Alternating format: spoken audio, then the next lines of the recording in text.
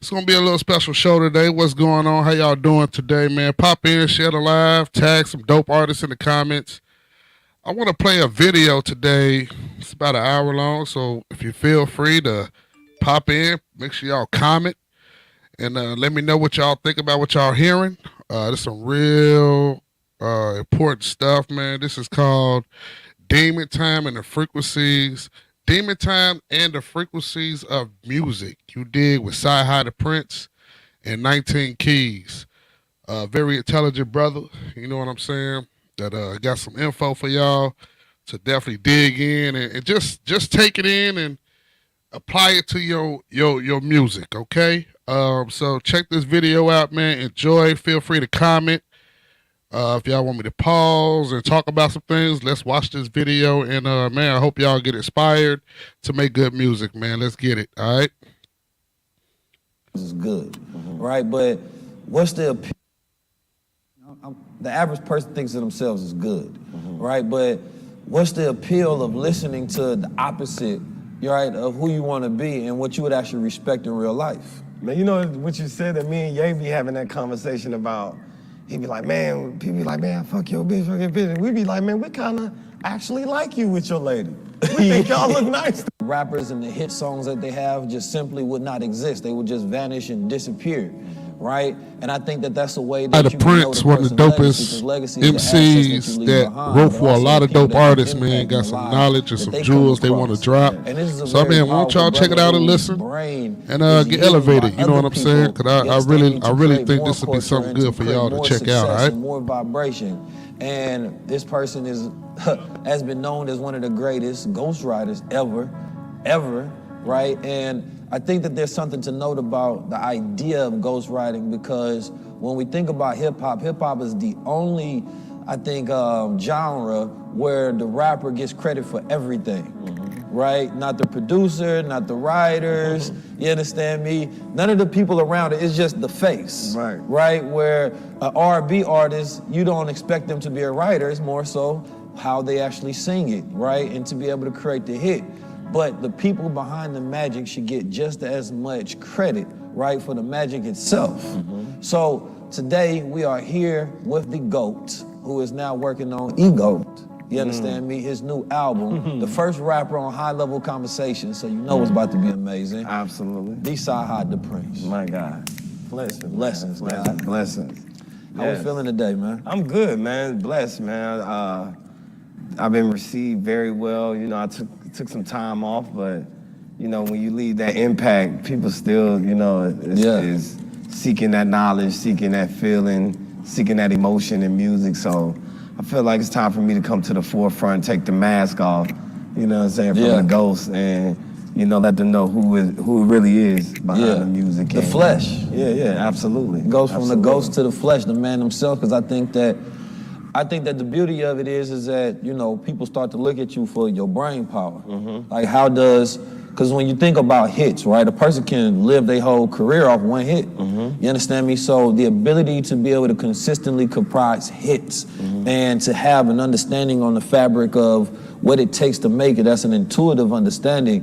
What do you acknowledge within yourself of your ability to be able to sometimes put yourself in other people's shoes and create, you know, from their voice, but even better than they can think of within that moment? Well, it's something that it started a long time ago. I wasn't a very good reader growing up, so I felt like I needed something that could kind of like catch me up with all my peers. I always was looked down upon. I was the thing, like when I would act up in class, the teacher would be like, well, read this. And you know, I would read slow and they'd be laughing, but what I started doing was, you know, using a lot of the words I was learning in school, putting in my raps and going to do like battle raps and different things for different people. So I think that's what kind of started to naturate my writing and, you know, me taking a liking to just being a writer. And I think once I got into the music industry, I was going through a lot of things as far as business-wise in the music industry, as well as the streets, that I couldn't really put myself in the forefront. So I took a role of being behind the scenes and, you know, cultivating a lot of these records. And I think that's what kind of gain my notoriety in that field. And other than that, it's just being a great listener, understanding what the artists want to get across, what they want to convey to their fans. A lot of times the things that I would like to say, they may not be ready to, articulate that. Right. Or their fans might not be ready to receive it. So I try to just stay in the realm of what they want to do, kind of see who they are as a person, get more in depth to what they thinking, and try to, add my expertise to that. And a lot of times it's just coaching. It's not even really writing. It's almost like, oh, say it like this. Or what if you put as instead of like? Yeah. Or, different things like that. And other than that, it comes out great because naturally a lot of these artists are talented. They're already talented. They already have great voices, great ideas. It's just helping them get across the finish line. It's like a teacher. Yeah, You understand me? A coach, a rap coach. Yeah, rap coach. Yeah, for sure. In the game. Sure. I like that. This episode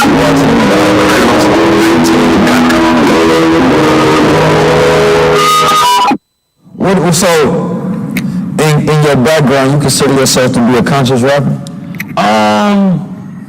Yeah, I would say that because I'm conscious of what I'm saying.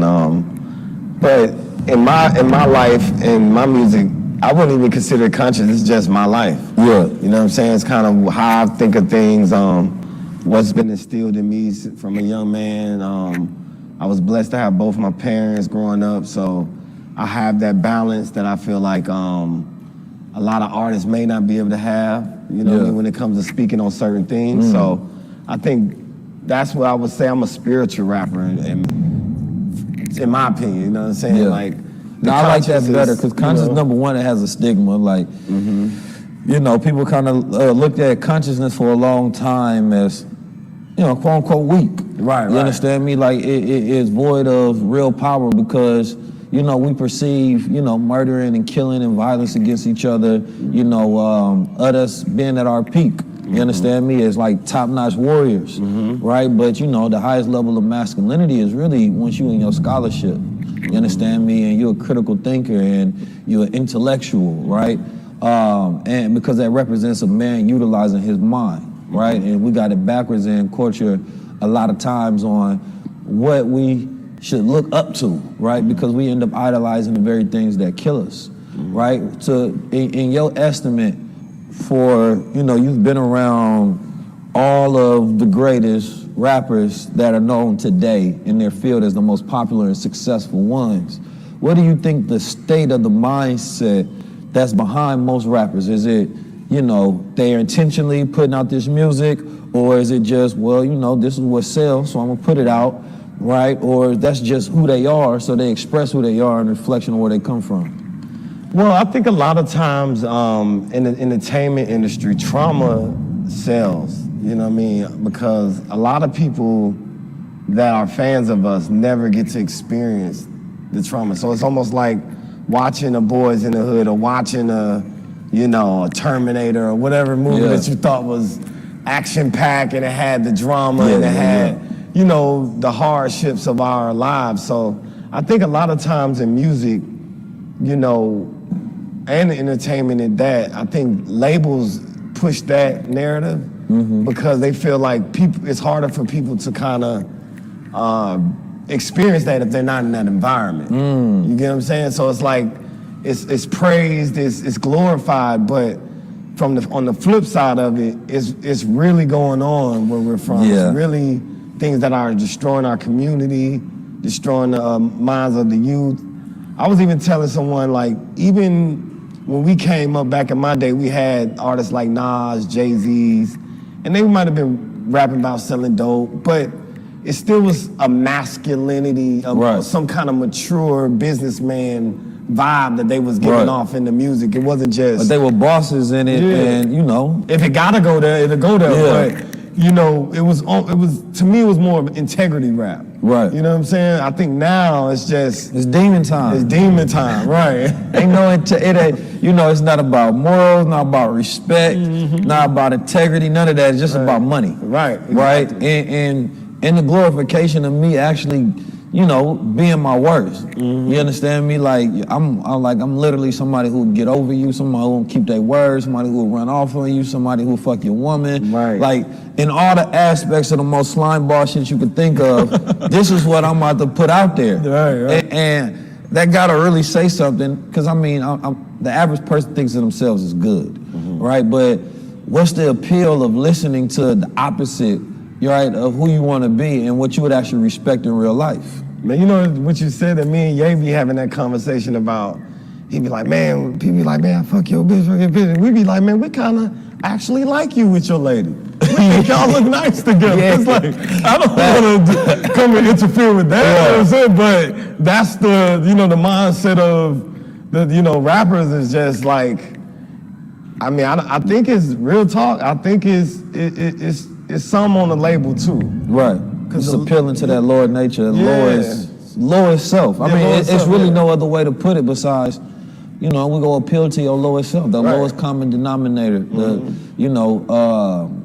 And it gets me to a thought process, because it's like, I think I heard Meek Mills or somebody, it might have been YG on Earn Your Leisure, talking about how albums are broken into and how records are broken into.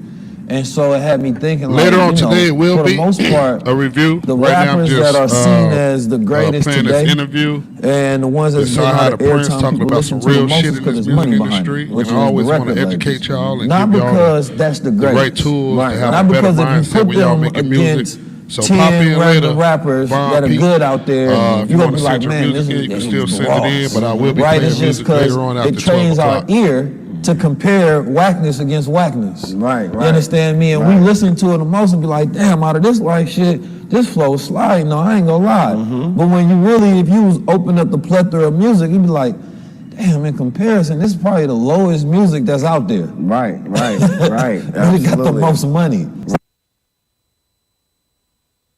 It's like a campaign. A politician that got the most money backing them, for the most part, wins. Well, really, from this side of it, the really reason why labels do that, because they don't want to make too many black billionaires. You get what I'm saying? Talk to me then. So you got guys like Jay-Z, your Puffies, your Dr. Dre's. Those were guys who was really, putting their minds into the music, into the business.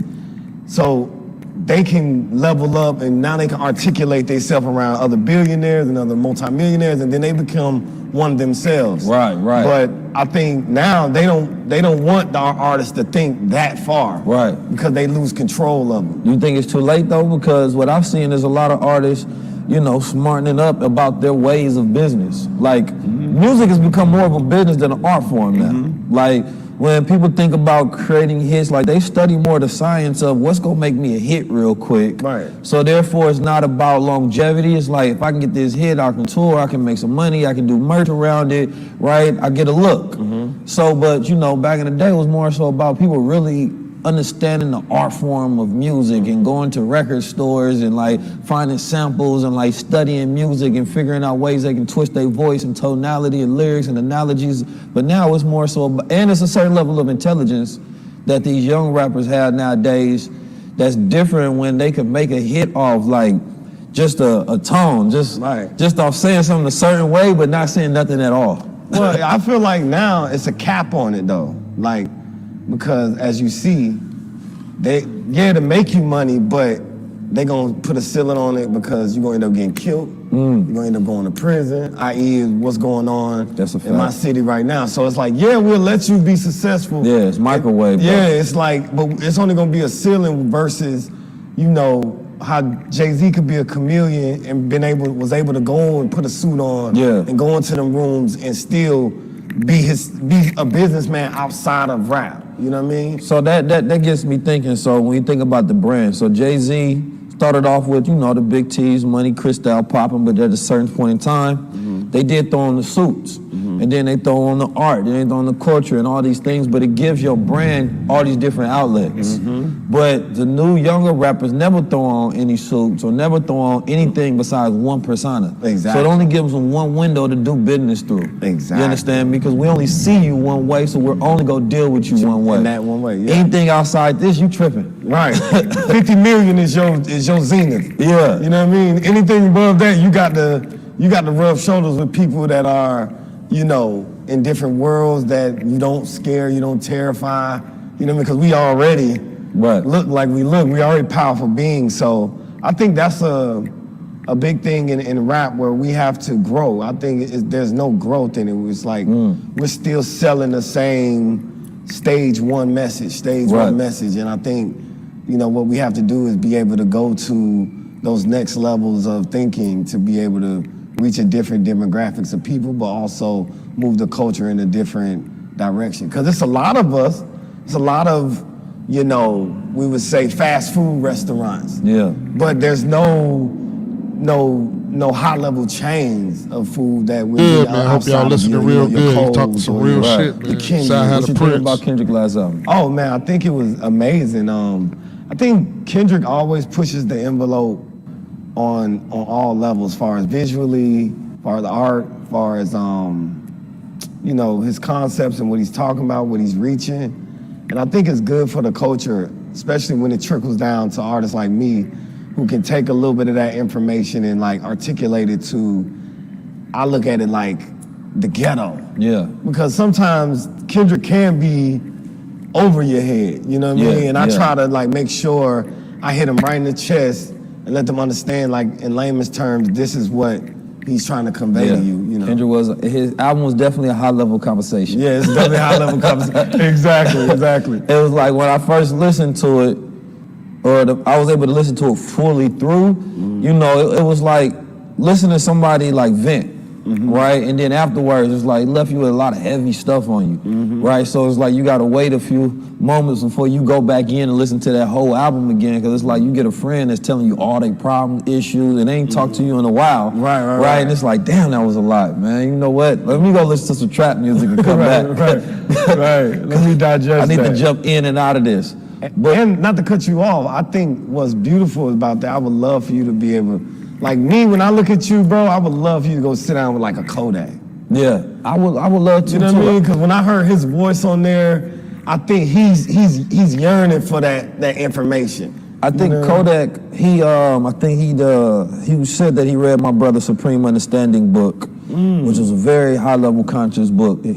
And he reads books. Like when I listen to certain rappers, regardless of what level they are, I can see and hear what level of intelligence that they have. Right. Because sometimes it takes a high level of intelligence to play dumb, right? Like a certain level of dumb where it's like, I know the sound that y'all want, I still get to say everything I want to say, but I can throw in bits of my intelligence, but only for those who really understand it will ever be able to pick apart this. Exactly. And what that's doing is sending a signal to everybody else like, I'm not really stupid, I'm playing stupid for the world. Right.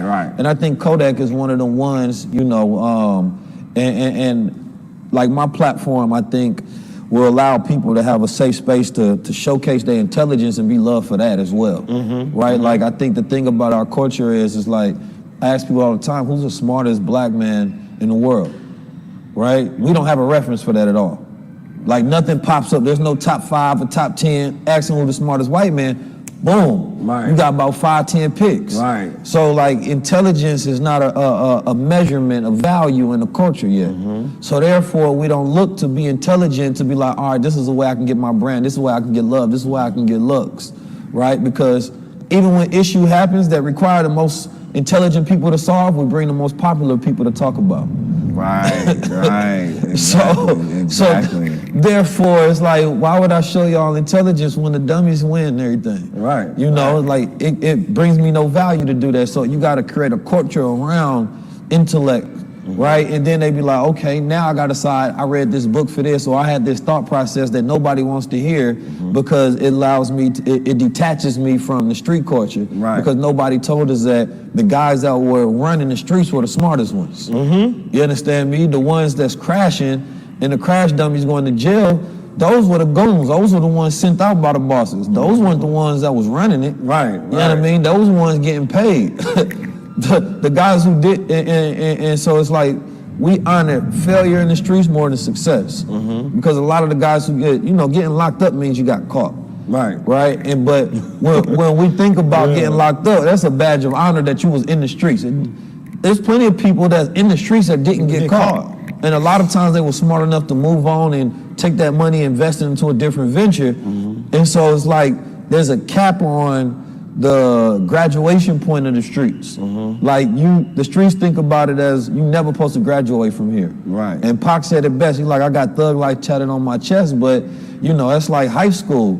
Once you get a diploma, you can still go to college, but you still went through high school. You still got the diploma forever. Right. So I'm gonna always be thug life, but I gotta graduate. Exactly. But rappers don't think of it in that capacity, or at least outwardly push that to the world. Yeah, and we need more guys like me and you that actually push that narrative, because I mean, that's the only thing. It's like we say trap because we are actually trapped. Yeah, it's not a good thing. And a lot of times it comes with our significant others as well. Like the women have to make sure they set a precedent of, man, these are the type of high-level men we're looking for. Because a lot of times, that's what they do it for. Yeah. You know what I mean? But, it's something that I really feel like we have to work on as a people, because it's eerie when you think about it. How I always say we have this imaginary, it's like this racism line, this race line, where I say, we don't want to leave the hood because we feel like, oh man, them white people over there are racist. Yeah. And them white people don't want to come over here. Yeah. They feel like it's dangerous over there. Right. So it's like this fence that we stay in our, in our thing, and they stay over there. But I think the higher level thing of what I started learning in music is, we all as people come from the motherland. You know what I'm saying? I mean, the melanin level of us may be different, but, even when you see like, I be a little jealous when I see, like, no disrespect to any of the school shootings or the kids at the borders and everything, but they get so much publicity.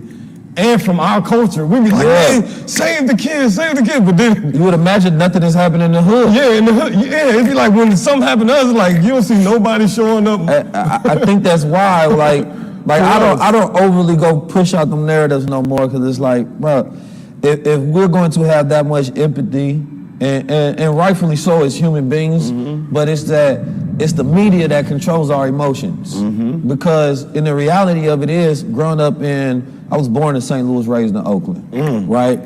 Them is two bad environments. Right. You understand me? When I go back and forth between mom and pops, I ain't get no breaks. Right, exactly. So when I think about that, it's like, I can imagine there's death happening in St. Louis at some of the highest rates. Got some of the lowest quality of living. Same thing happening in Oakland. What makes the death that happens in one area because the news blasts it more tragic than death that happens in the other area? Absolutely. Right? And when we do that, I think that we desensitize and we importantize everybody else's community and what the news curates to us to tell us what's important. And for me, it's like, number one, there's good news and bad news always happening in the world. If America can send $140 billion to Ukraine to fight their war, to help them in their territories for their kids being killed and murdered, then they can send $140 billion to the hoods of America to create projects to help us. Right. In a snap of a finger. We didn't vote for that money. We didn't do any of those things. There was no consensus to the people that say overwhelmingly, let's send them $140 billion versus, or how about we send that money to, all of the hoods in America. Wouldn't that equal things out? That would actually help with the racial tension, because black people would feel like, okay, we finally getting something. Yeah. Right? But they want these things to happen on lower levels. You understand me? And I think that, when you got celebrities, for the most part, who are very vocal, because they PR team tell them it's going to be a good look, speak about this, right? And they talk about certain things, but they leave out platforms that add solutions or don't talk about things that's happening in their own backyard and community. Right. That's why they get hated and killed in their own hoods a lot of times. And that's not to say that it can't happen vice versa, even if you do, because we've seen that happen with Nipsey Hussle, unfortunately. But the reality of it is that when you don't advocate for the people don't advocate for you. Absolutely. And that's important for us. It's even when I was looking at like the pandemic, how much money they had to give away in the pandemic, I was like, man, they could have gave us this a long time. Bro, the solutions are not that hard to solve. All our issues are money problems. Yeah, absolutely. Opportunity problems, Bro, if you take, nobody ever took a few $1 billion and said, let's go build Man, they talking free some real mental shit health on here, man. centers Some and real facilities shit they in the talking hood. about. Let's figure Hope out y'all listening real relocation good, programs man. and let's study. Hope this help you 'cause out a we've little been bit in studying, life. but not to help us. We've been studying to create us to become better consumers and become prisoners. But there's no To $1 say billion something- studies to help us. To say something super important to that, when you said something about Nipsey, rest in peace. Yeah. The powerful thing I think people missed from Nipsey was his shooter, the guy who killed him, turned himself in at a mental hospital. The lawyer that they were going to use was threatened by his gang, Nipsey's gang, that he couldn't represent the other guy, the shooter. But what that guy was trying to do was get a case big enough to recognize mental health in all these guys who got PTSD from losing friends, from gang banging, from these poor neighborhoods. And now we have a reference for every other murder or case that comes along. And I think we kind of missed that with I think Nipsey kind of was like, am I the sacrificial lamb for mental health? And, bringing the community together, because if you look at it, it's like, all right, this man did that to Nip, a high-profile artist. Now when we have young brothers who are beefing or going through whatever they're going through, now we can say, well, in the case of Nipsey Hussle, this man may be mentally challenged. He may, been through things with mom, abuse, same thing with R. Kelly. I say it all the time, like, R. Kelly, it has to be a way where we don't glorify him, but we put him somewhere where we study him. Because if you can do that and make it a easier transition, now you can make other pedophiles or other men who are going through that same mental disruption to come and turn themselves in and say, I need help. But when you punish them, it's like, oh, I gotta hide this mental illness. And it still perpetuates throughout the community. So a lot of times, I think what we have to do, especially in our own community, form these governments, form our own, like I said, we're supposed to be our own nations and have our own armies and different things and provide these things for ourselves. And our successful brothers like, our LeBron James and, our rappers and things, we should adopt a lot of these communities, adopt a lot of these institutions that we need to imply. I always say that KD should be the funder for Jackson State. LeBron should have a FAMU, being those, those Own institutions. Yeah, to really be able to bring these things to the forefront for our community to be able to really make a change. So that's a very, very high level view and perspective on both the situations that you brought up. Because immediately, as a people, we want vengeance. Right? In the case of Nipsey Hussle, the streets want street vengeance. What you talked about was utilizing it as a symbol for something higher than the moment and the emotion of vengeance. Right? And that feeling and that need to be able to help and save others. Because the one thing about the hood is, yes, everybody who's got a loved one that died in the streets got PTSD. You done been shot at, you done had people that died, you understand me? You may have went and committed a crime or shot at somebody. Like all of these things breed PTSD, breed survival remorse. But there is no real mental health ways to look at this, and it needs to be, number one, a black school of psychology that comes out of it that has an understanding, because I always say that Freud and measurement don't fit us, right? That Freudian scale was for white men specifically, not even white women, just white men, right? So we utilize a lot of their models of psychology to try to fix us. But we don't have issues who want to have sex with our mother, right? We don't have those same things. We don't fit those models. Right. So it's like when you learn that in school, everybody looks sideways like, that ain't make sense. That's what y'all go off of. That's y'all skills. But we measure spirit, right? Higher consciousness meets fashion, meets design, meets a representation of your higher self. How do you actually earn your crown? You gotta have some knowledge of self. You have to be actively working on the path, consistently doing something great in your life, right? Now, you don't have to be a billionaire, you don't have to be a celebrity. I know I've crowned many people throughout my time. but it's more so about you recognizing who you are and you having something that connects to that in your everyday fashion, in your everyday style. You'll never see me without my crown. Why? Because it represents who I am, and I want that to communicate every single time I walk outside. The sun, moon, and stars representing freedom, justice, equality, and enlightenment, representing truth and a universal mind tapped in to the frequency of higher consciousness and purpose. If you want to represent those same standards at a higher level, and you want to have something that you can adore that represents your rulership in this universe, make sure you tap in and go to Crowns 19 and crown yourself. I'm 19 Keys, the designer of crowns, and I want to see you get crowned. Tap in.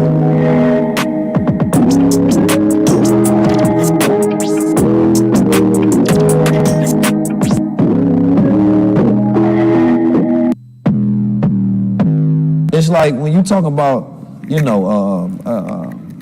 spirituality or spiritology, what they got when they went to ancient Kemet and they seen them studying psychology, well, they didn't believe in, or studying spirituality and psychology, they didn't believe in the spirit. Right. So they said, no, we're going to take the psyche and the ology aspect, study the mind only, and then utilize that as a base to understand ourselves. Right. So they took our knowledge to understand them, but then we are very spiritual people with everything that we do. Right. We're very much into our rhythm and our vibrations and our soul and our spirit. That's why hip hop translates so well, because we can communicate the same thing as another community could, but with spirit in it. Right. And that's what makes it real.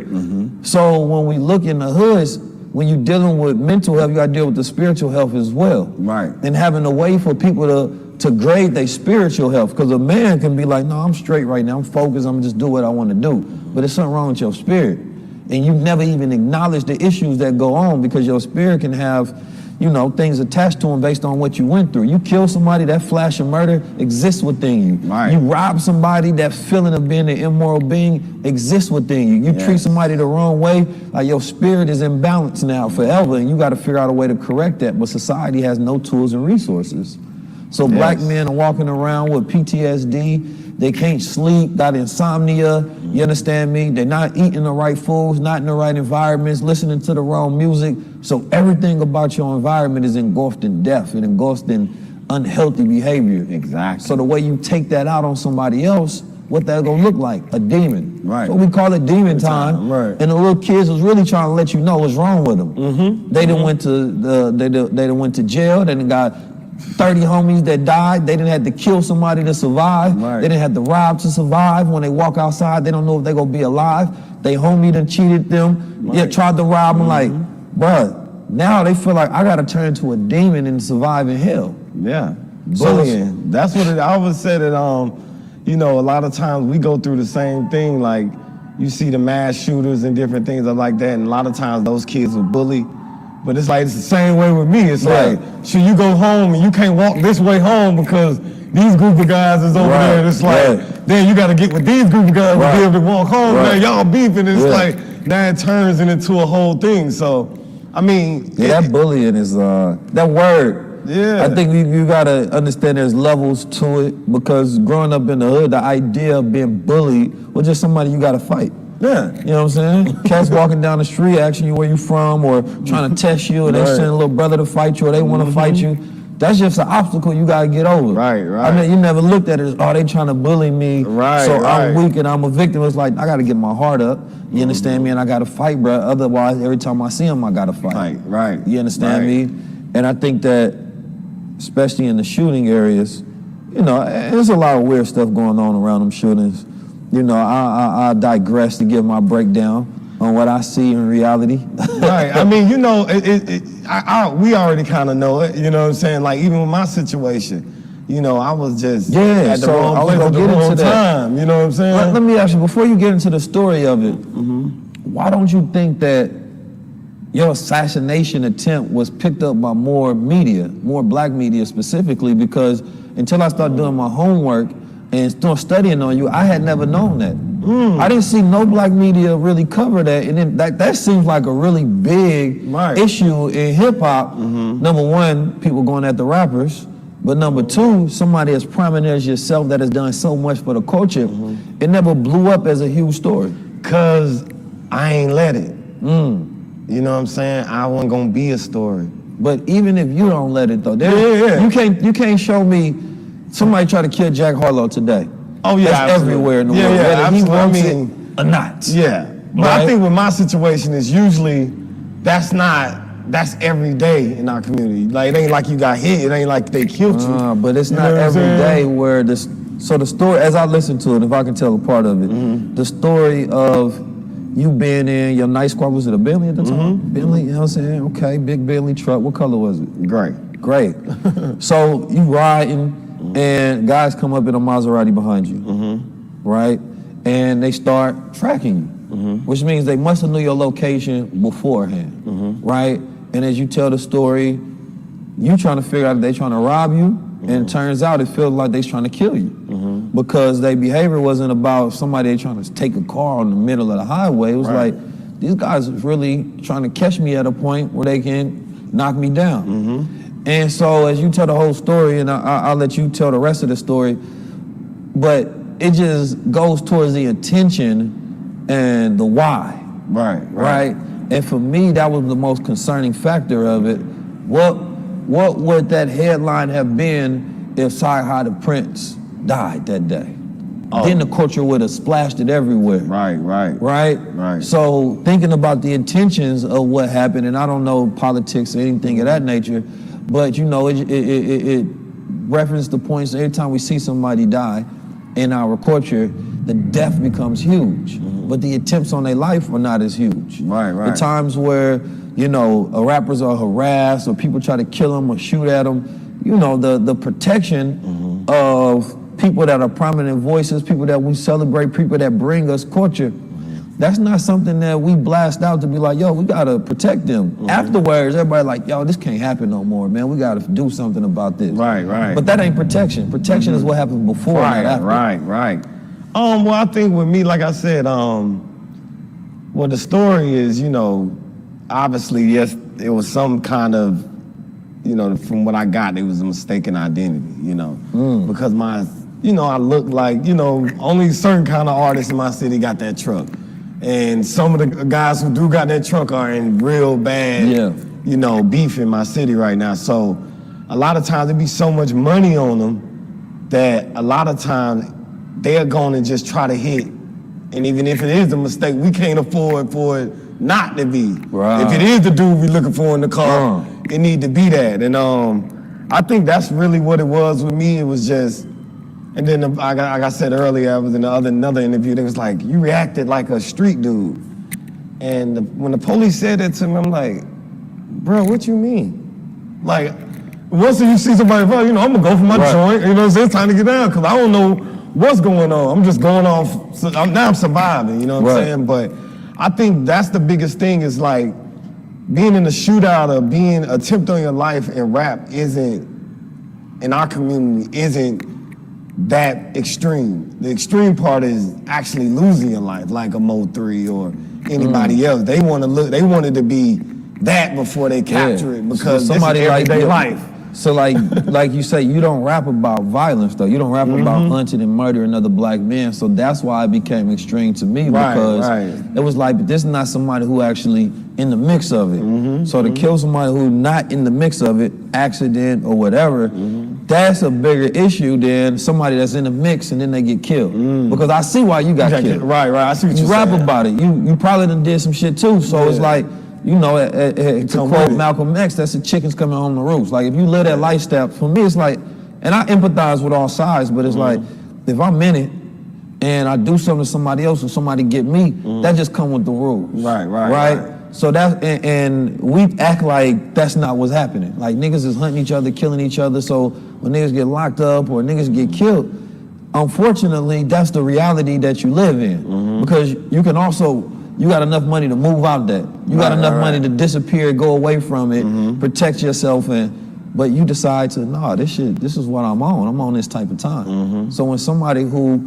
you know, is not in the mix of things get caught up in it, then that's when you really get to take a look at the culture and really see how bad it is. And that's deep. And You know, I didn't even think about it like that. But I think it comes along, I tell people, it comes along with the black plight. Like, it don't matter where you at in America, in the world, we're the most sought after, dangerous people to outside of us. Yeah. You know what I mean? That goes for every race. I tell people that all the time. It's like, don't just think white people don't like you. Yeah. You know what I mean? You're the, trust me, bro. We deal with, when it comes to white folks, maybe policing systems is what we deal with and we worry about the most. Right. But when it comes to threats of our lives, it's somebody that looks like us that we worry about the most. You understand me? Like, theirs is a much bigger thing, like going to prison or like, you know, the predatory issues that we deal with systematic white supremacy, or a police officer, you know, being racist, also being a Klan member. Right. You understand me?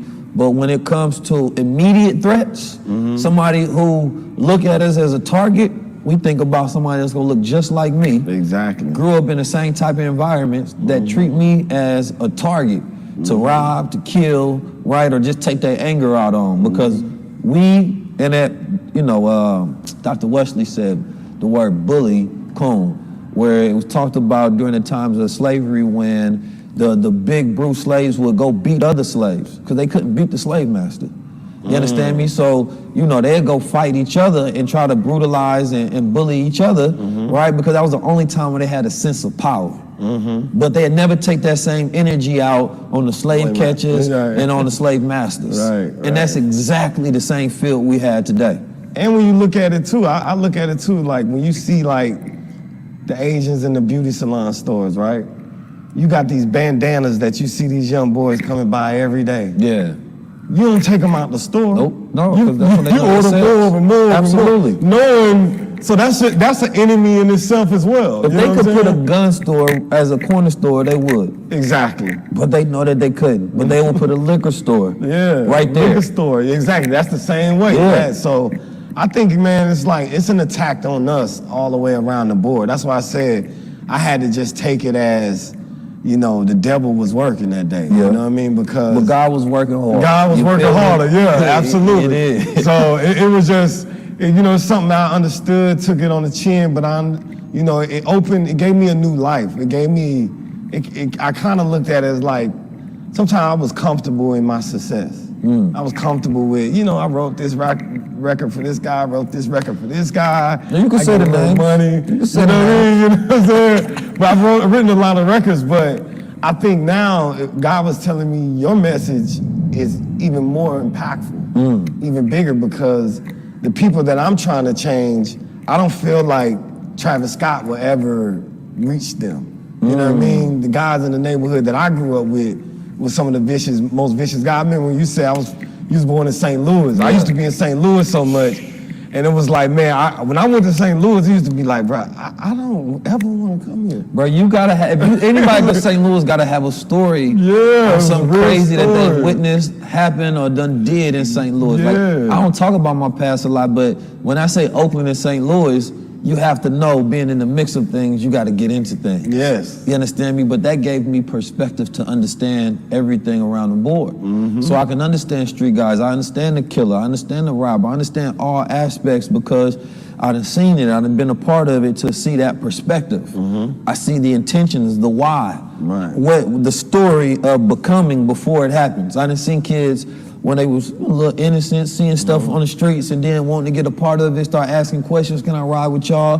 Then they turn into stealing, then they turn into robs, then they turn into just straight stone cold murders. Now they got a reputation, now they somebody. But this was a little 7-year-old that was just playing. So it's like when you see those steps of development and you see that anger and where they went wrong and they didn't have someone in their life or the dominant environment in their life, because the problem is that they don't have, it's not that they don't have nobody, it's that the people around them, the environment is more pressure than that one person that's saying that, no, I don't want to be a part of this, that, and the third, but the other 30 guys around you like, man, come on, what's happening? Exactly. You feel me? This is the cool shit. Look up to this and let's make this happen. That's how you become somebody. So, you know, I that's why when I talk about hip hop, I talk about culture, you know, I do it from an empathetic place. But at the same time, I'm gonna do it like, yo, once we know it, if you listen and you know, you now have the power to change. Exactly. Like, that's it. Like, so and you can decide and make decisions for yourself to take yourself in and out of environments, in and out of modes, right? But we decide to put ourselves right back into it. Right. So speaking of Travis Scott, you wrote for Travis Scott before, right? Yeah, I work with Trav. I work with a lot of people. Rihanna. wrote. Oh, wrote. Yeah, I mean, because you know. I know you get tired of hearing all the other wrote. But I also think that part of your legacy is like you're gonna create, and I can't wait to listen to the album, right? But it's like the fact that you wrote for a lot of these people is also a part of your catalog, and I think that it does you a favor for people to look at the full extension of all you've done. Right. And I think unfortunately in hip hop we feel like it takes away from another person, but it doesn't. It doesn't. Well, you know, I always look at when I think of writing for someone, I don't Lil Bow Wow them like, yo, Lil Bow Wow, this the rap you doing. Yeah. I came in with this. It's like, no, this is what I want to say. It's the cadence I want to give off. Like, I want to talk about this and that, this and that. I just kind of help them make it rhyme. Right. And you know what I mean? that's, So it's more of a collective. There's an intelligence that goes into being able to put yourself in other people's shoes and like see things and know how other people go feel them and being a conduit for that consciousness. Right. During that cipher. And that's really what I'm trying to get to, because there's certain people who have that ability in the world. Not everybody. Right. There's certain people who have that ability and that to should be put praised. themselves like a tuning fork to be like, yo, I can come in and bring the best out of you. That's one of my superpowers. Right. That is also a thing in this space. We call it ghostwriter. We need another better word. Yeah, we need co-writers. You understand me? Because I always say, like, you see Adele go up on stage and receive her Grammy, and there's 15, 20 people behind her. Right. I want to thank my trumpet player. You know what I mean? But when you're a rapper, you only get to go up there by yourself. Right. And you get your trophy, and it's like you did everything yourself. And I think that's what's wrong with part of our culture in the first place. When you think about any leaders throughout time, you think about Malcolm X or Martin Luther King or whoever, the men around them to get no credit. Right. The women around them get no credit. You're right. It's always lone men or lone women that were the movement. And that's just 100% false. It was somebody protecting them, somebody mentoring them, somebody giving them game, somebody was probably telling them things to say before speeches, right? Strategies in which we move. And this is why I believe that we don't really appreciate collaboration and unity, because we always represent a lone savior. But it ain't a person. You can't show me a man alive who didn't have a team. The man alive that was great, who didn't have a team behind him that made him great. No, you're right. And you to further that, like, I didn't know when I was young, you know, you always see a Martin Luther King drive in every city. Yeah. But you know, you got Ralph David Abernathy. Right. You know what I mean? You got all those guys who was there along the way, helping him and, you know, and maturing him to the leader, the great leader he ended up being. And I think it's the same way with Malcolm or any other great leader, Farrakhan as well. It's like he has to have great men around all him the time to be able to have that intellect and that balance and that sense of discerning to be able to be like, okay, this is the consensus of, you know, what and oftentimes men wiser than you.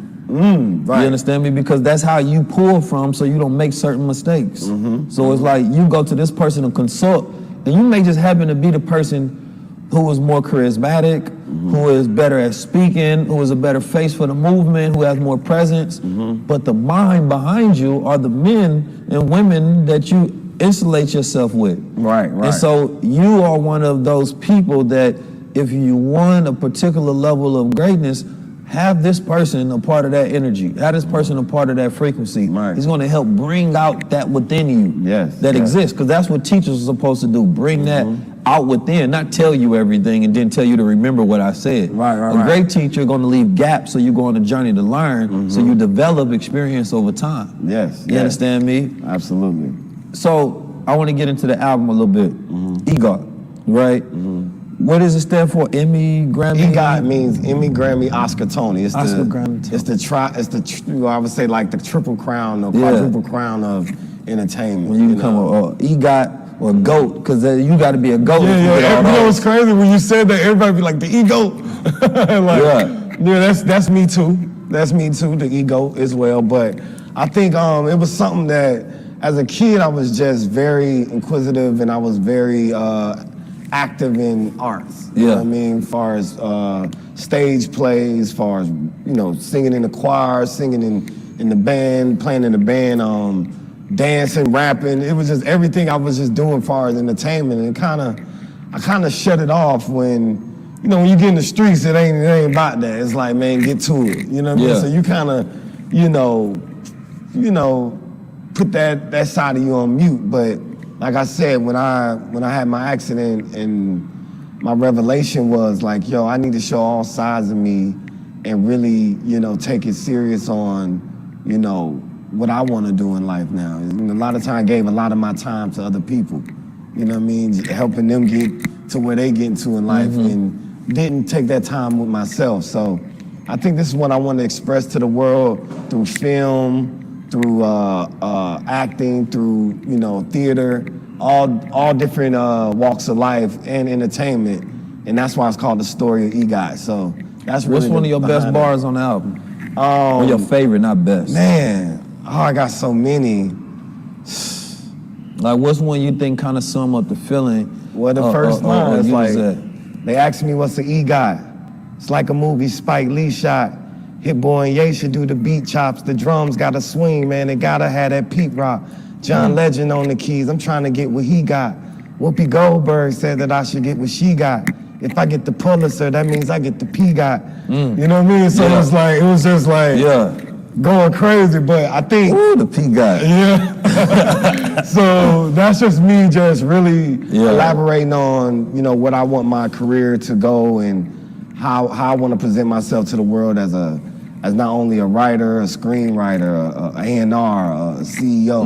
You know what I mean? I'm getting to that level in life where I feel like I've learned enough throughout the music industry and throughout my life to be able to convey my message in so many different ways. It made me think when the Kanye West Genius documentary came out, Cootie was able to be seen from being a person that captured a lot of that. And it kind of brought like filmmakers and videographers into the forefront to be like, yo, these are the guys that make the magic. Without them, we don't get to appreciate nothing of what we actually see. Right. You understand me? And that, I think, is like kind of a perfect comparison to you being behind the scenes, but that industry not having this Cootie moment yet. Right. You understand me? Right. And I think that's dope that you say that. The people behind the scenes are very important, and it's good to highlight someone like me, because a lot of kids think they gotta be the main guy in front of the camera. And there's people behind the camera, on the side of the camera, handling the legal side, helping with the writing, helping with harmonies, helping with fashion. So just because you want to be in the music industry don't mean you have to be the rapper. You can be, it's a lot of jobs that need to be filled in. Management, road manager, security, whatever you feel like you bring to the table is good, and not just in rap, in any industry. You know what I mean? I didn't realize what a consultant was until I started getting paid to consult. You know what I mean? Like, you get paid to consult. How does this work? Well, Kanye is just revolutionary. So I'm not on paper as a writer. I'm on paper as a consultant. That's what I like. You hip hop consultant, man. That's actually raw. Yeah, so I consult high level consultant, no, not a regular high level. Yeah, this is Billionaire Consulting. Yeah. Consulting, but those are things that I never even opened my mind to. But I think he's just a trailblazer for a lot of things in our culture. And, I think sometimes we have to protect him because, people look at it, people may have their own opinion about him, but he's giving us alternate ways of handling ourselves as men. Like, a lot of times, the only thing we can do is hold it in or act out in violence.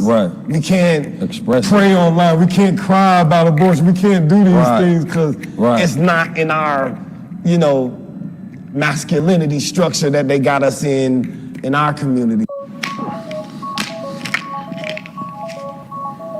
Having a problem with your little swimmers, having a problem with your testosterone, not feeling quite like a man when you go into the gym. Can't go in there and exert maximum energy, falling off. can't do no wrong. Yeah, first of all. absolutely, You understand absolutely. me? You done got to the position that every person has had in their greatest imagination. I want to be a billionaire. You made it there. But Kanye West also represents a revolutionary, an activist, a poet, an artist, a screenwriter, like all of these different hyphens. You understand me? That's Kanye West. And he's also has a talent for being surrounded by some of the most talented people in the world. And that says something to how you comprise yourself and what builds you in your environment. Right. And understanding like, if we're gonna make this certain vibration, we need to go to this island. We need to go over here. That's where we go get the frequency at. Right? And what's one of your greatest stories with Kanye West? Man, I have so many, bro. Like what was a moment where you was like, man, this actually made me see you different. This really touched me. Man,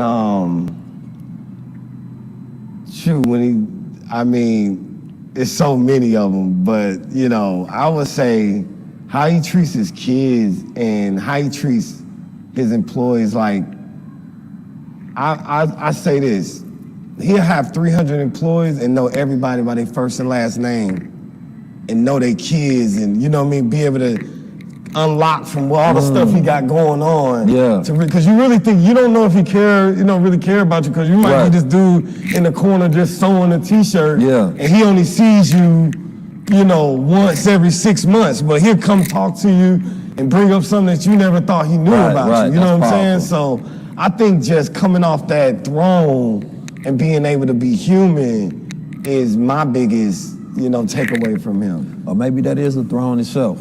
And why people love him, because the music talks to you as if he knows you sometimes. Because he puts in analogies of things that you're going to be going through in your life to connect to. You understand me? And I think that that's powerful. And what is something that you kind of like, have y'all ever battled before? Nah. He always say, well, the first time he said that, he was like, man, I would not want to battle Cyhi, but if I had to, I'm gonna bring the flames. But no, we never battled. I think the only person I ever battled was like Big Sean. Okay, how did that go? Early on. I mean, it went. I'll let the world, say it, but I think it was at Double XL when I first got there. It was he was like, man, rap for these people, and I think Big Sean was there. He couldn't take it no more. But I can't take this dude going crazy like this. So he jumps off the table and he gets to rapping, and I go back and forth. So I don't think we ever really set up battle for battle, but there has been moments. Well, just like the height and y'all in the studio. Man, sharpen hands, still sharpen steel. Now you heard some of my raps before, man. Yeah, I love it. That's why I told you. How would you rate some of these bars, though? How would you rate some of these bars? Nah, bro. I think you're in an interesting position, bro. When I heard you rap, I heard you freestyle in the car one time. Stand up like God. People talk a whole lot. Came in person, that's why I been learning from Elijah. Then I learned Farrakhan. Make sure a Muslim die. Tell me Against us, dog, we is not offenseless. We is not defenses. It's time for us to go get it. When we was little kids, we were jumping over the fences, running from the police. We were stuck in them trenches. They ain't understand, dog. We didn't care about religion. We was out there tripping, dog. We was out there slipping. Ain't nobody gave us no game, put us on mission. So we was out there banging each other, stuck in division. Cause ain't nobody told us to tell like that. You might want to get in the studio, you know what I mean? Yeah, and then I seen a video you shot in, was that in Africa? Yeah, he was rapping. Yeah, that was in Egypt. The pyramid. Yeah. I was like, see, that's what we don't have that representation. That's a fact. So I think that's a lane that you can just go and take that up through there. So I think if getting in the studio, right production, making sure how do you really put it in song format? Because a lot of times it's just, when I hear you, it's like, man, these are just thoughts that I'm, I'm going at. But I think once you get in there with some real producers and songwriters that kind of say, okay, we're gonna stop right here, we're gonna put this hook right here, we're gonna break the beat down right here and let it be emotional with the strings, and then build you back up into it. It might be some spoken word. Those type of things, when you start making a project, you'll be on your way. The composer, man. Yeah. The consultant right here. Yeah, you got the look, you know what I mean? You there. Yeah. You got the fan base. Look, man, I got my cosign. I'm ready to go. No, absolutely. But I could see, so like, as you was talking to me, I'm like, all right, this is how this brother composes. Because even the art form of rap, I think people don't really appreciate, because the art that goes into making a rap song, after people hear it, is different, right? But like, yo, let's put these strings here, let's make this emotional, let's stop here, let's tweak this, let's say that, like, that's composing. Right?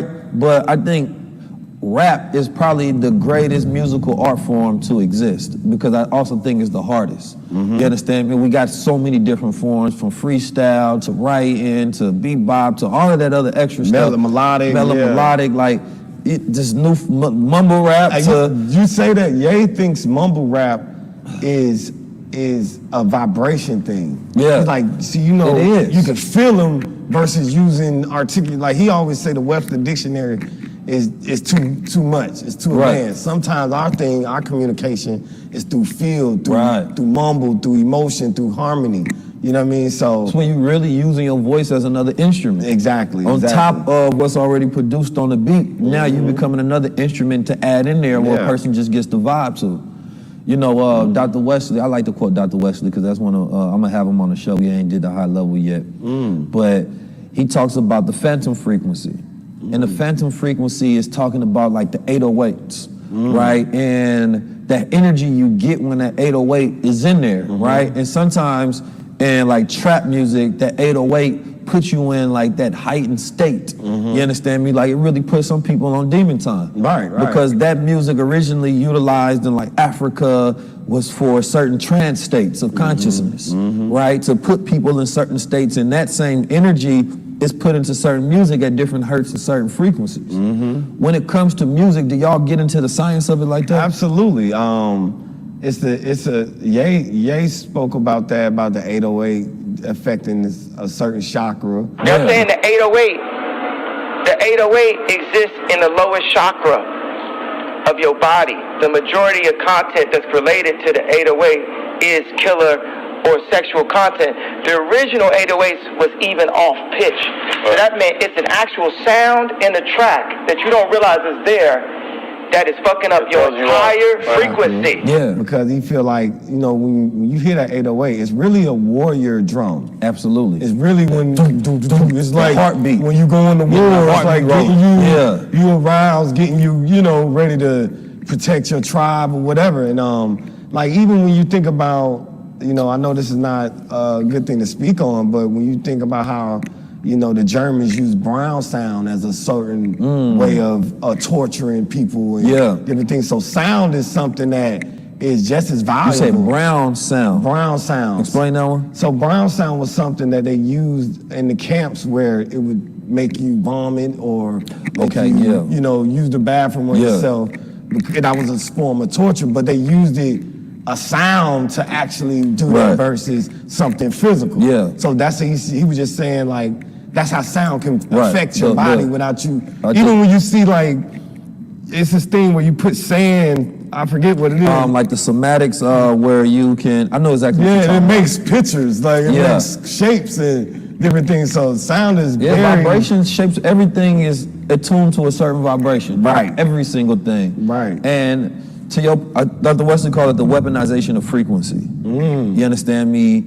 And that that's what's entrained into the music, so that when you are listening to music at certain frequencies, it gets you high intense stress, or it increases cortisol levels, or increases testosterone, or so after you do that and you go talk to somebody, your energy up. Like when you go to the gym, you listen to certain music because you wanted to get your energy up, right? And so music is powerful. Most people listen to music more than they listen to anything else in their life. So like that frequency is the most frequent thing you hear, so that's what's trapped into your body. Like, we are 70 to 90% water.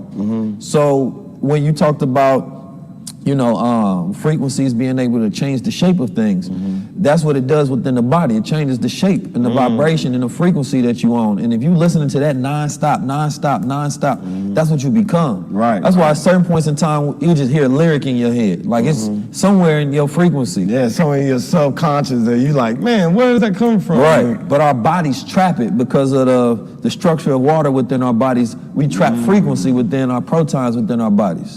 So it's like you can measure a person's disease frequency, or there's certain doctors trying to figure out how do they create a cure frequency. So people listen to sound bowls and trying to tune themselves, or the CIA had a program with the gateway tapes, they called it hemisync. So they'll try to sync your brain to the left hemisphere to the right hemisphere to have both of them in sync at the same time, rather than just one. Right, so from like gamma to like theta to delta, there's all of these different states. And gamma is like 40 hertz, where you at the heightened frequency. Right. So like if you putting that in the music and you talking about something you want people to be attentive to, then now they on that frequency as they're listening. Right.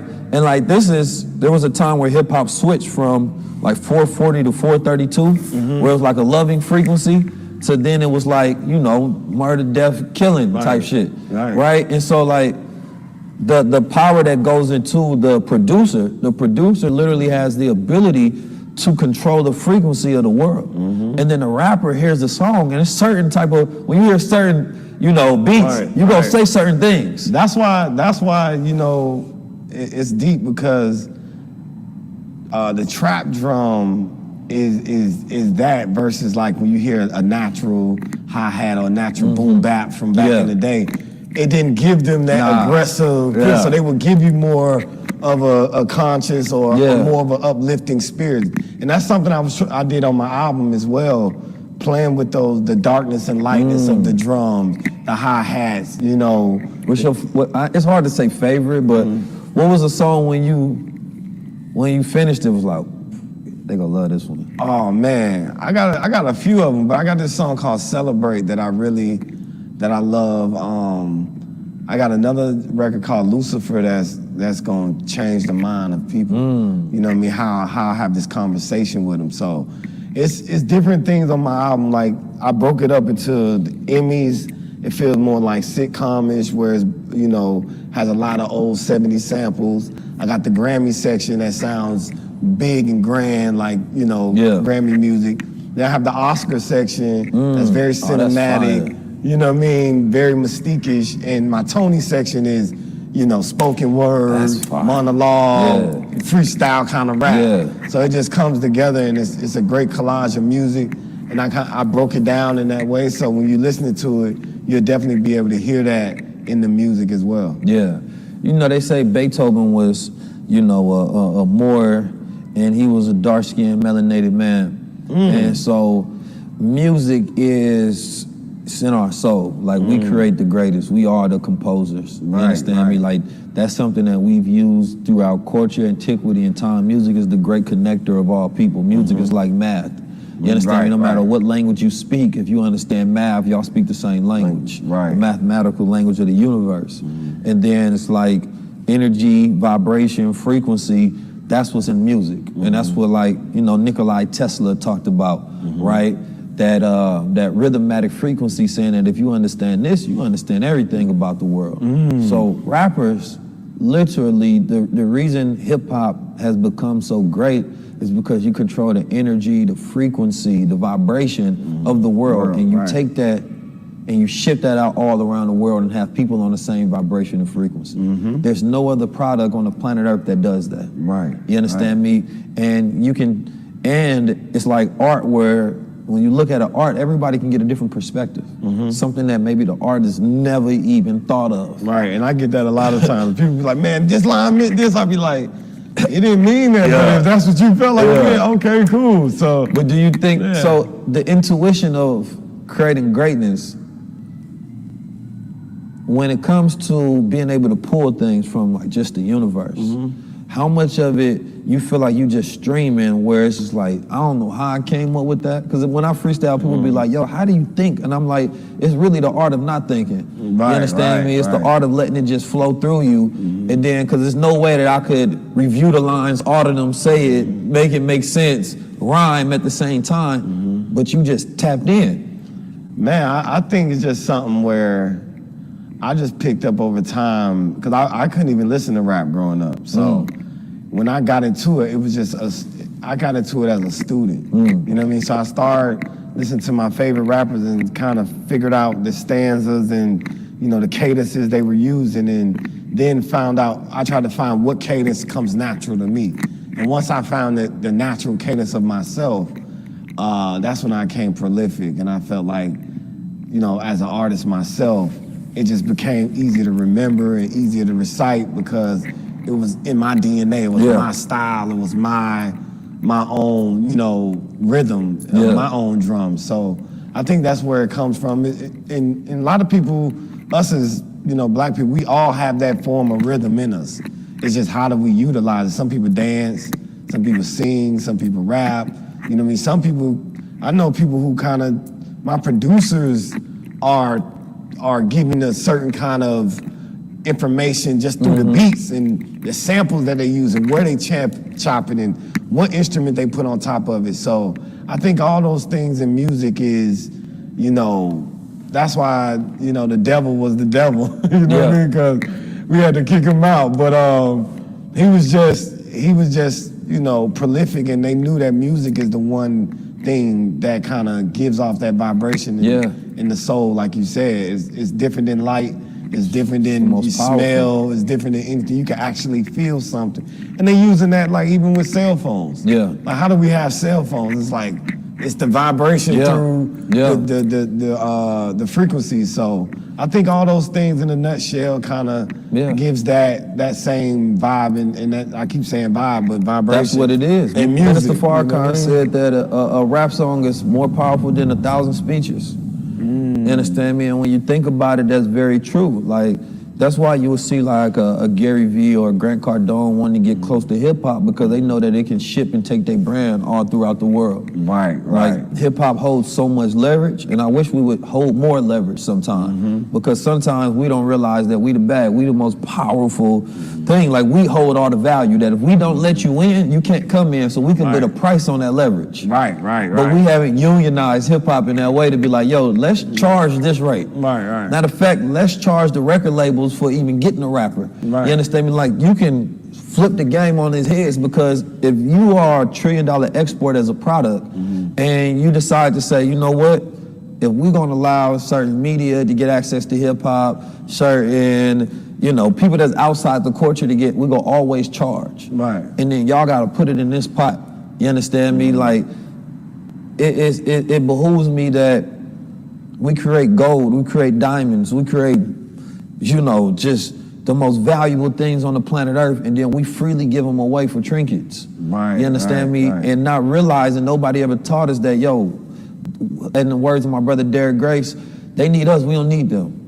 You know, and when you really understand it, like, you know, you hit me and say, like, I want you to be a part of my press run. That's how it make this thing work. You understand me? Like, when we want to create more powerful media outlets, all we got to do is, let's go do an interview with them. Now we can boost up their platform. Now we ain't got to wait to do an interview with somebody outside the culture, because this gonna give me the exact same look. It's gonna give me the exact same views or whatever that this one would have. But this takes me a whole lot more hoops to get in. Exactly. And that's a great thing. That's why I was like, we gotta have this high level conversation on the press run, because it's a lot of artists need to come in here and just actually have that conversation, because it gives you a different audience too. Yeah, that too. And I think it gives them education. That's why I was like, my favorite young rapper is Kodak, so that's why I was like, I would love for you to be able to Kodak, sit down with him. Whatever it is. What Kendrick say, I'm not pro black, I'm more Kodak black. That was you know, I was listening, somebody was saying that they didn't like Kodak on the album. I was like, you tripping, man. She's because he got a level to where it's like, yo, this is different the way he put this together. He flowed on that one. So. Especially if you rap, do you know how hard that is to do? Everybody can't just emulate a Kodak Black. Because you have to, your mind has to be jumping gymnastics to put it together in a certain capacity. You know? But I definitely appreciate you coming here, man. That's powerful, bro. It says a lot. So, you from Stone Mountain? Yeah, Stone Mountain, Decatur, Atlanta, of course, took over the world when it comes to hip hop. Everybody know that. I just ran recently into Andre 3000. I was talking to him about high level conversations at my bro Idris Sandu product release. He releasing some Web3 wearable technology, you know. And he was the one who did like the smart store for Nipsey Hussle and things of that nature. Okay. And we plan on doing a high level conversation. One of the smartest young men you ever go meet. Like he builds hardware and software for like. He worked on the Explorer screen for Instagram, like you know what I'm saying, okay. like the goggles for Snapchat and all a bunch of other different companies. You know, he actually designed for Kanye West as well, AR stuff and things of that nature for Rihanna. Partnered with Jay-Z with the Marcy Ventures, but anyway, that was just a plug for my young brother. Oh yeah, for sure. Killing the game, you know. But when it comes to Atlanta. Who is your Mount Rushmore in Atlanta? Now or just all time? All time. All time, then now. Well, my all time is 3 Stacks, T.I., Jeezy, and I would probably say,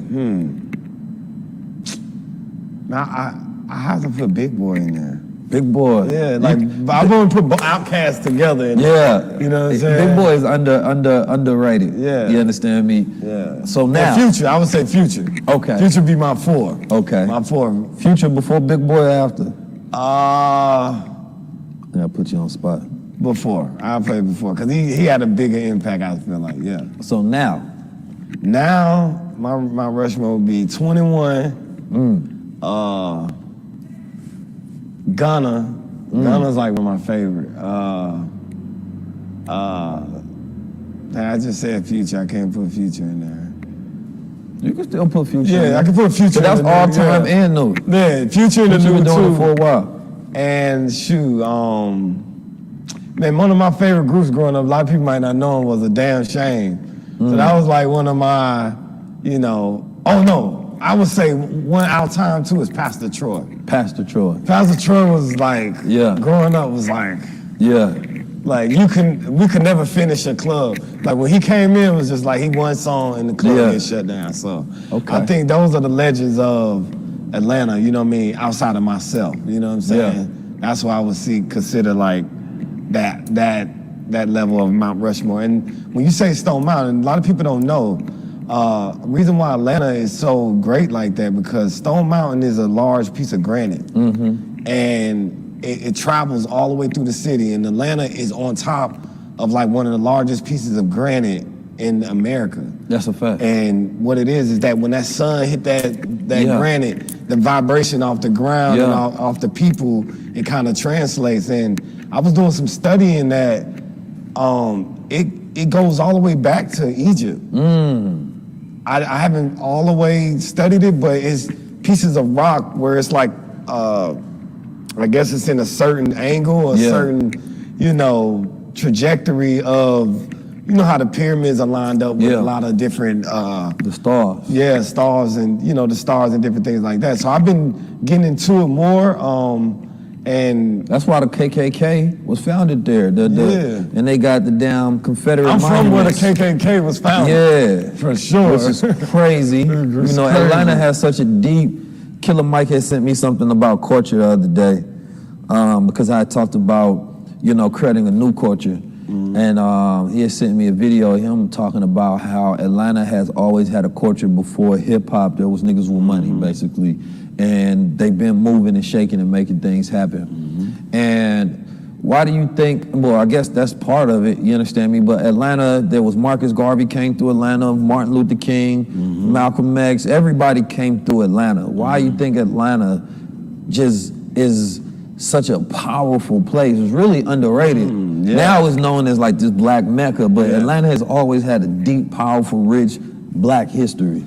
I mean, I think it was, you know, it's a pros and cons because, you know, General Sherman came down and burned down the whole Atlanta. You know what I mean? So we had to rebuild it. And by rebuilding it came jobs, it came opportunity, it came land, you know, where, you know, everything was destroyed. If you look at like a lot of the East Coast or like, if you go to Philly, a lot of them buildings are still up from 1800s, you know what I mean? So I think the fact that we had to rebuild the city is what really brought that melting pot of people from everywhere. It was a smaller city.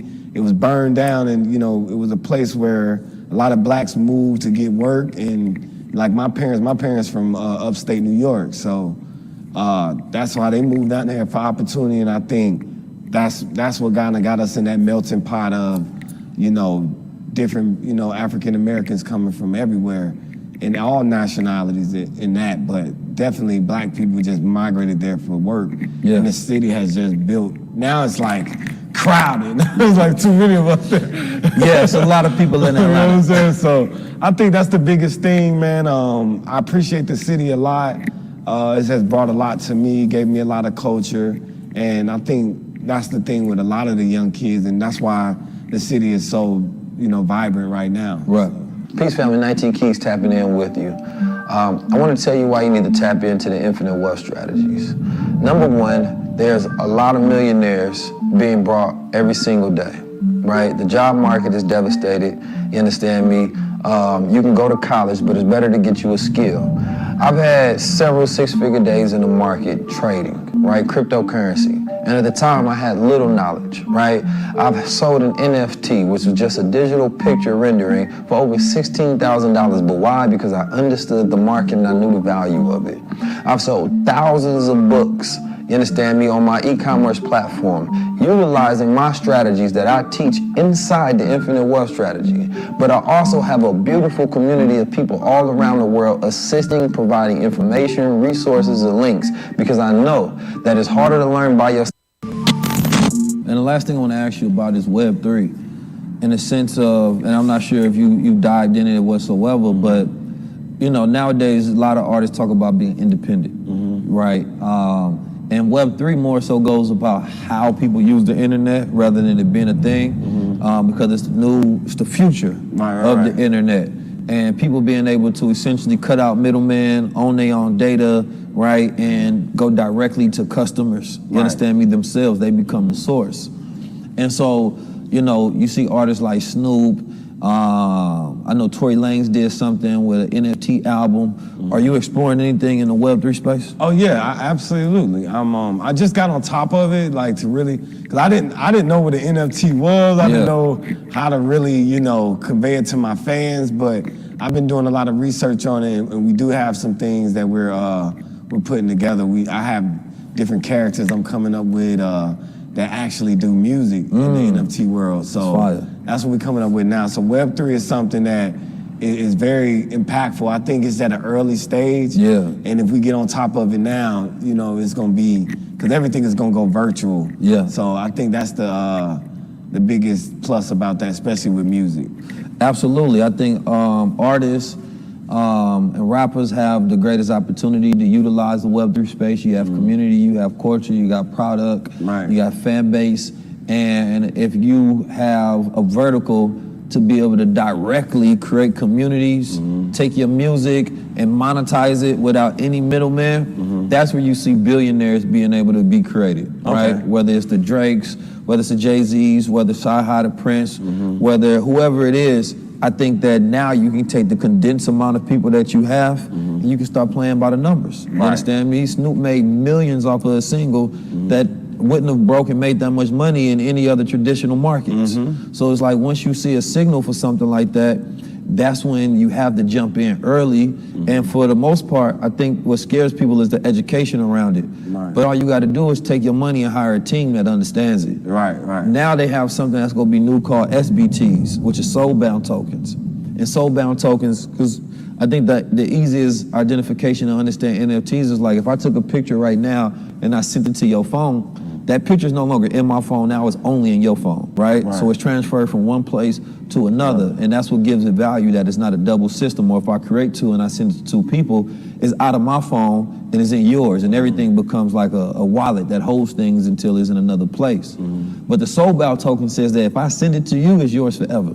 You can't send it, can't transfer it, can't do nothing. So now these become the new degrees, the new IDs, right? Imagine if you want to create an album and you only want to make one of them. Now, whoever buys it, whoever I send it to, if I send it to your wallet, it's yours forever.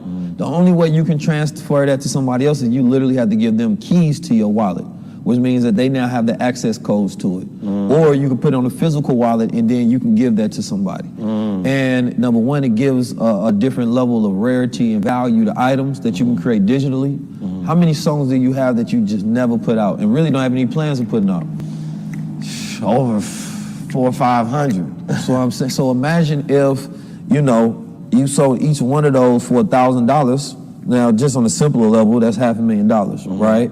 But you would imagine people may even want to spend more of that because you can give them intellectual rights to it to say that, or commercial rights to it to say that I'm going to sell it to you, and then I'm going to license it out to you, and I'm going to let you do what you want to do with it.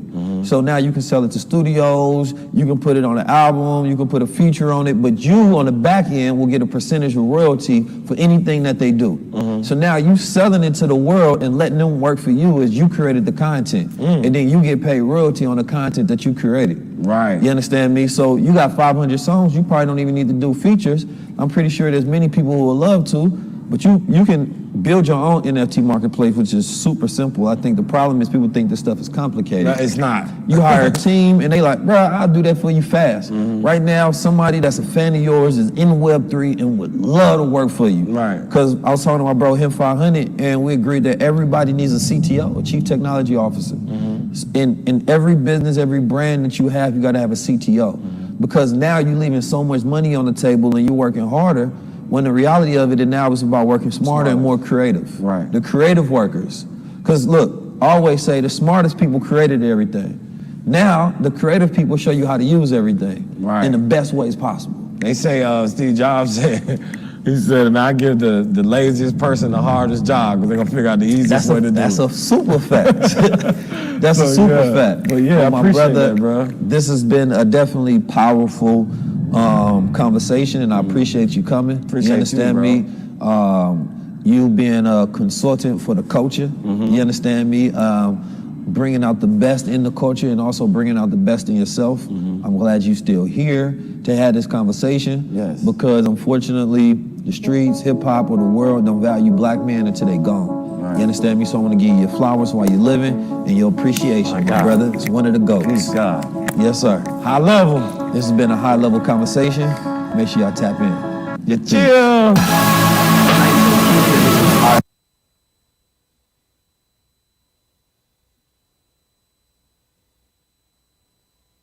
All right, man. That was a good interview. A lot of information that was in that interview. I hope y'all watched and took heed of what was being said and understand there is an effect when it comes to a cause. So cause equals an effect. So when you're making music about death, the effect of that is death. So if you make music about life, you're going to continue to live life. You dig what I'm saying?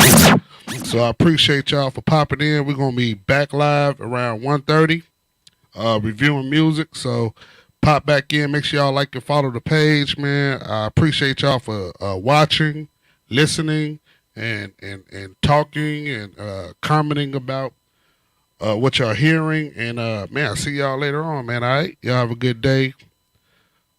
Keep it saucy. And see y'all with that drip. You dig?